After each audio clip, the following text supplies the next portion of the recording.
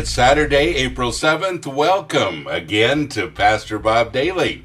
A friend of mine on Facebook says a family member who has been hurt so badly couldn't find the strength to forgive her dad.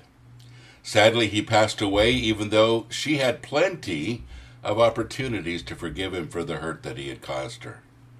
How can someone who has been hurt in the past receive true forgiveness if the person they are trying to forgive is no longer with us? Will that person ever find real healing? You know, I say this so many times, but I know there are a lot of you listening who have this issue. And let me tell you, first of all, that when I talk about forgiveness, I really do understand that it is many times the most difficult thing you'll ever do. I totally get that.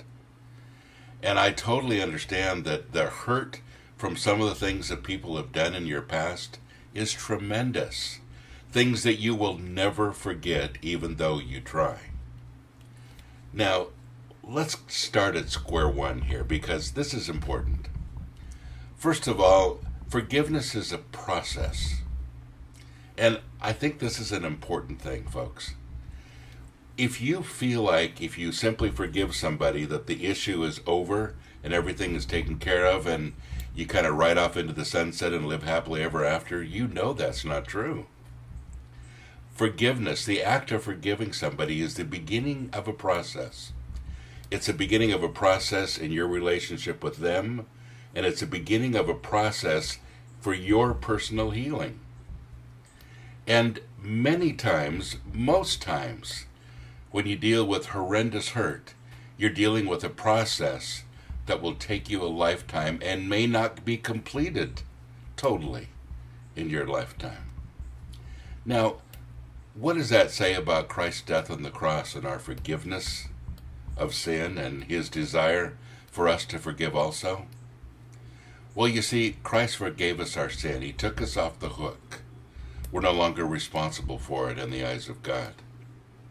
He paid the price. But we're a little different than that, aren't we? We don't let people off the hook that easily because it's really difficult for us to do it.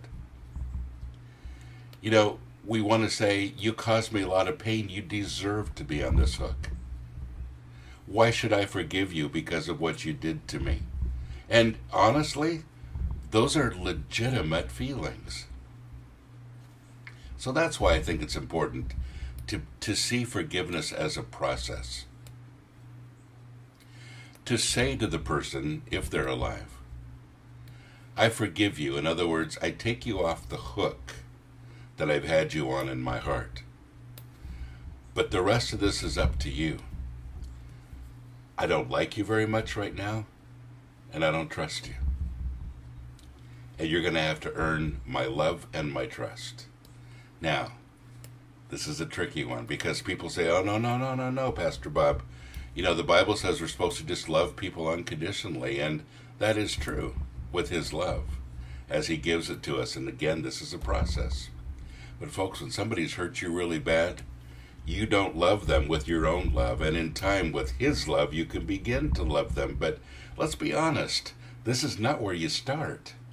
You're not going to have all these wonderful, loving feelings towards the person. This is the beginning of the process.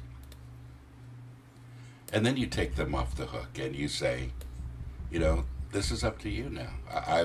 I've done this. And no strings attached, you can walk away.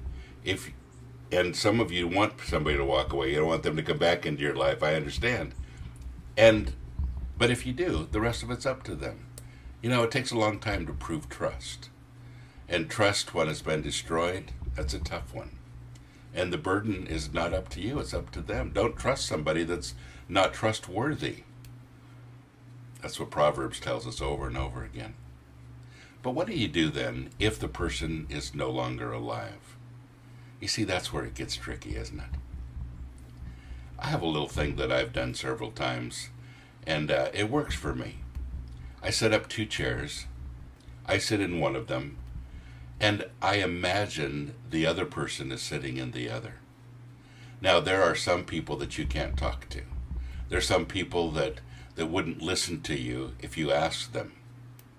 There's some people that it's just so painful to talk to them that you need another first step. And so setting up another chair and putting them in it in your mind is important. And sometimes I put a picture of them there. And then I talk to them. And let me tell you honestly, I've had times where I've talked, I've had times where I've screamed and yelled, I've had times when I've cried. I've had all of those kind of times, and I've done this for many, many, many years. Those of you that have listened to my teachings and whatever over the last 30 years, you'll recognize this from 30 years ago, at least. But for me, it's been a good thing. It's been very profitable because it gives me an opportunity to begin a process that's difficult. And if somebody has died, you put their picture on that other chair. You talk to them. You tell them how they hurt you. You tell them whatever you need to. You laugh, you cry, you yell, you scream, you do whatever you need to do. Get it out. And then you say, I'm beginning the forgiveness process. I forgive you. Now, the other thing is, folks, it's difficult when somebody has passed away. And people say these things all the time. I never got to say goodbye. We never had any final moments, etc., etc. And, life is full of those. And I think the person, when they're on the other side of life, they're not thinking about any of this.